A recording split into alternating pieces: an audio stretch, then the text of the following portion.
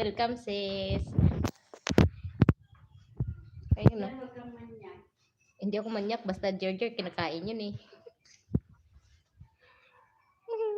Dagko oy, nagkisa ko ng imuhang ko oy. Paghiwa? Hiwa. Regabi ba? Ikaw ko kaon dagko kayo. Hindi masarap naman yung kainin niyo malaki. Masarap ang mga malalaki. Oo nga. Sadang.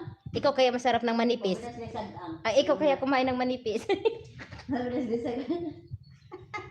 Kung kayo kumain ng manipis, ano ba yung nararamdaman mo? Ay, Natawa ko sa inyo. Ang pagkain ginawa niyo ng ano, kabastusan. Sino bang namuno?